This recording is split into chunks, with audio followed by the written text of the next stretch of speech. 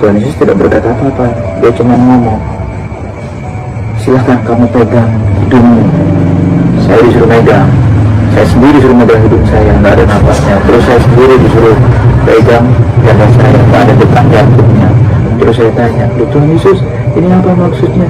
Tapi Tuhan Yesus bilang apa? Itu tandanya kamu sudah mati.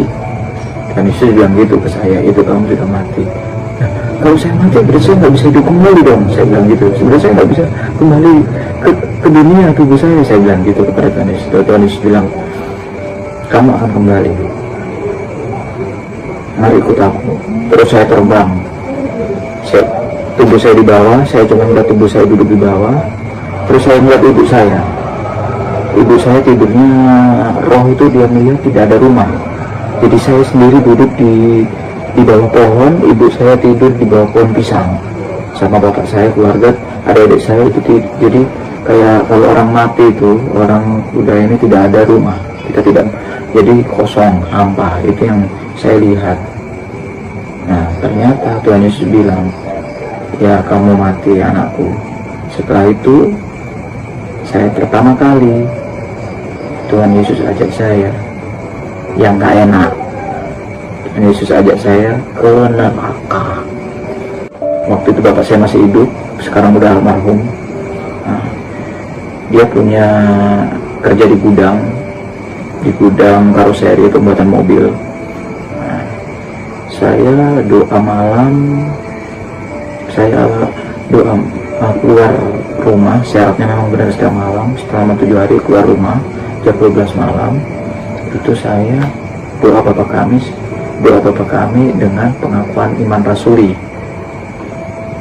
Setelah itu, saya masuk ke kamar sendirian, saya kunci pintu, saya baca Alkitab. Saya baca Keluaran 20, 10 hukum Taurat. Nah, dari situ saya sedang berdoa. Tiba-tiba Tuhan Yesus datang di depan saya. Tuhan Yesus datang di depan saya, memegang tangan kanan saya. Dia berkata-kata seperti ini, kata Tuhan Yesus. Nak, mari ikut aku. Saya bingung, ikut kemana? Saya bingung, saya nggak mimpi itu. Jadi saya lagi duduk berdoa, tapi posisi berdoa. Nak, ikut aku. Saya bingung, tak ulangi lagi. Ikut aku kemana? Saya tanya, kemana Tuhan? Mari ikut aku. Tiba-tiba langsung roh saya keluar dari kepala saya, ubun-ubun saya ditarik sama Tuhan Yesus keluar. Terus Tuhan Yesus tidak berkata apa-apa, dia cuma ngomong, silahkan kamu pegang hidungmu. Saya disuruh megang, saya sendiri disuruh megang hidung saya, nggak ada napasnya. Terus saya sendiri disuruh pegang dada saya, nggak ada detak jantungnya. Terus saya tanya, Tuhan Yesus, ini apa maksudnya? Tapi Tuhan Yesus bilang apa? Itu tandanya kamu sudah mati. Tuhan Yesus bilang gitu ke saya, itu kamu sudah mati. Nah, kalau saya mati, berarti saya nggak bisa hidup kembali dong. Saya bilang gitu. Sebenarnya saya nggak bisa kembali ke dunia tubuh saya bilang gitu kepada Tuhan Yesus. Tuhan Yesus bilang, kamu akan kembali. Mari ikut aku. Terus saya terbang. Tubuh saya di bawah, saya cuma melihat tubuh saya duduk di bawah. Terus saya melihat ibu saya. Ibu saya tidurnya, roh itu dia melihat tidak ada rumah. Jadi saya sendiri duduk di bawah pohon, ibu saya tidur di bawah pohon pisang. Sama bapak saya, keluarga, adik-adik saya itu jadi kayak kalau orang mati itu, orang udah ini tidak ada rumah. Kita tidak, jadi kosong, hampa. Itu yang saya lihat. Nah, ternyata Tuhan Yesus bilang, ya kamu mati anakku. Setelah itu, saya pertama kali Tuhan Yesus ajak saya yang gak enak. Tuhan Yesus ajak saya ke neraka.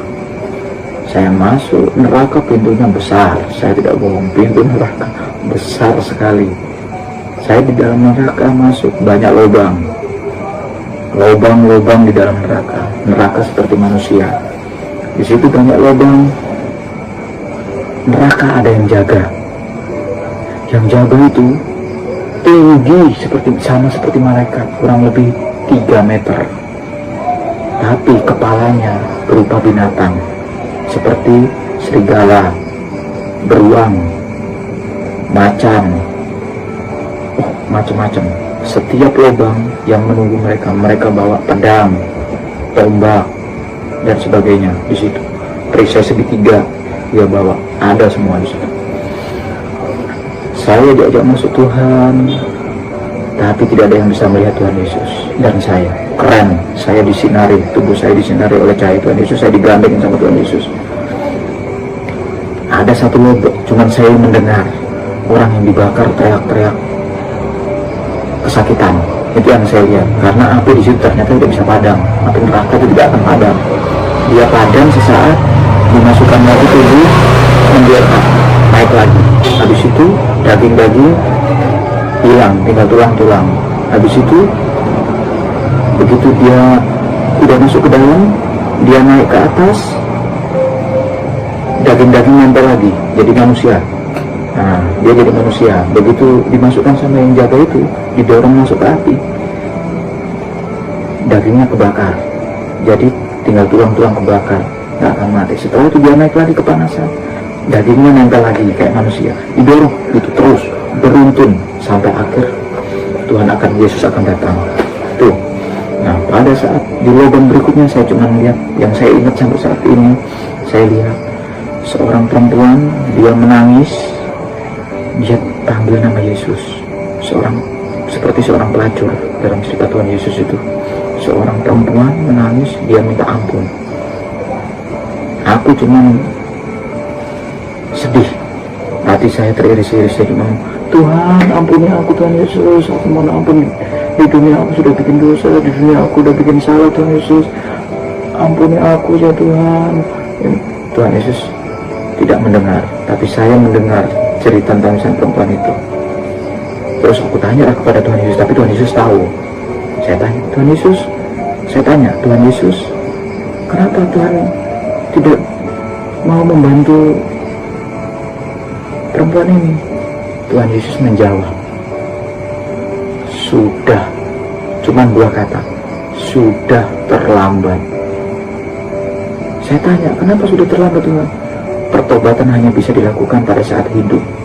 Saat mati tidak akan ada pertobatan.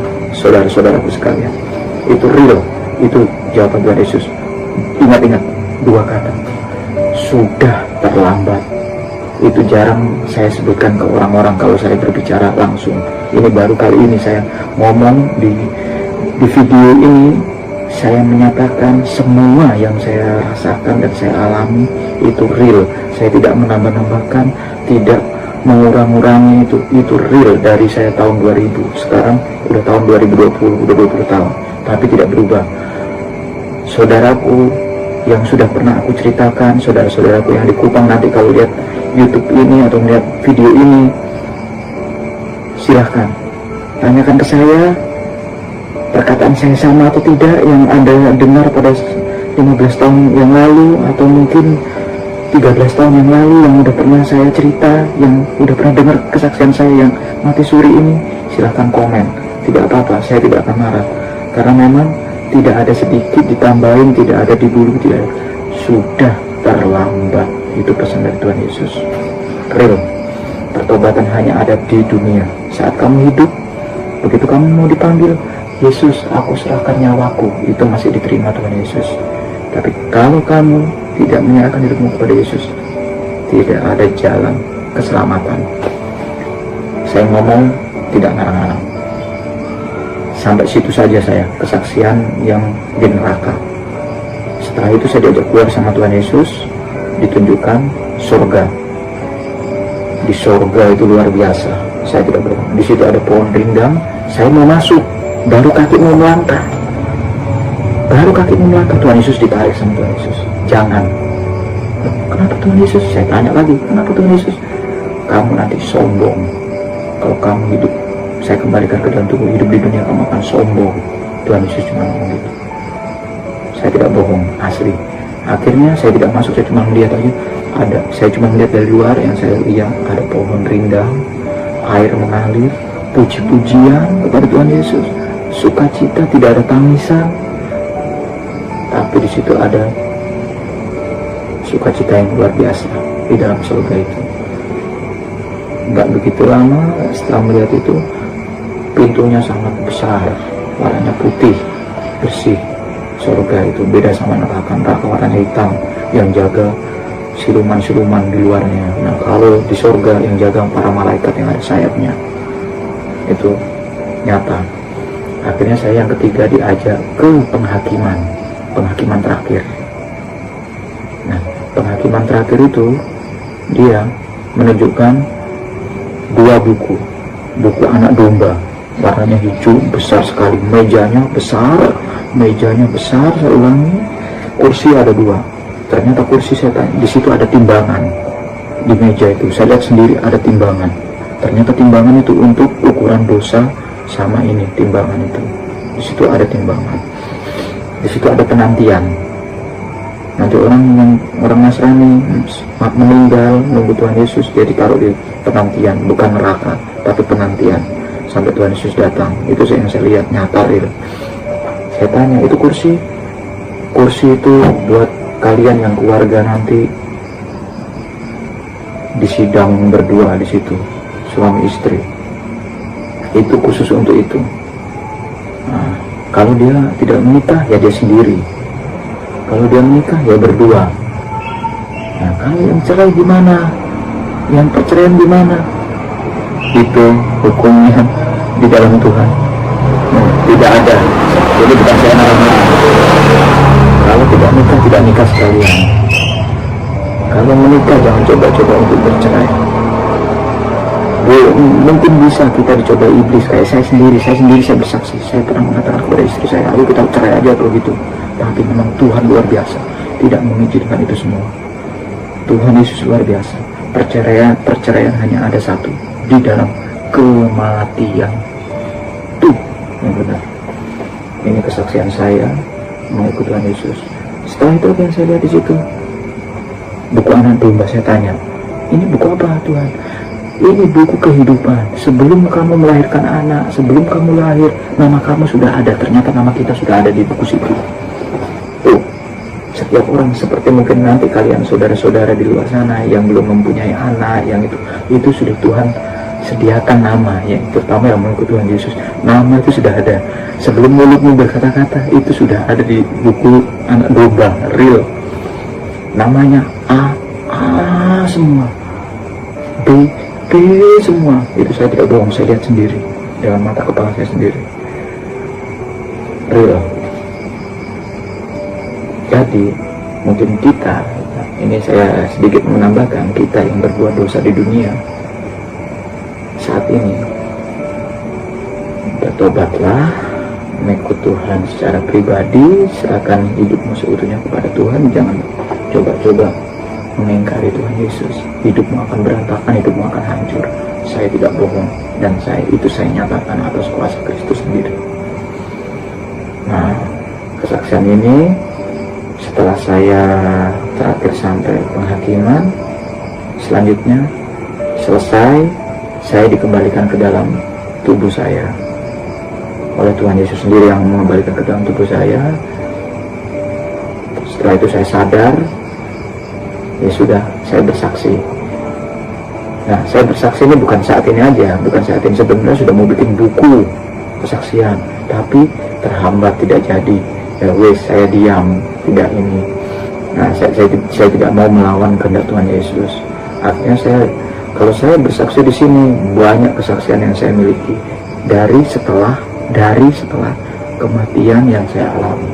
Saya mati suri 3 jam. Bukan mati karena sakit, bukan mati karena kecelakaan, bukan, tapi benar-benar mati karena dipegang tangannya oleh Tuhan Yesus, diajakkan ke surga dan penghakiman. Itu saudara-saudaraku, kesaksian saya. Cukup sekian, mungkin nanti bisa kita lanjutkan lagi. Terima kasih.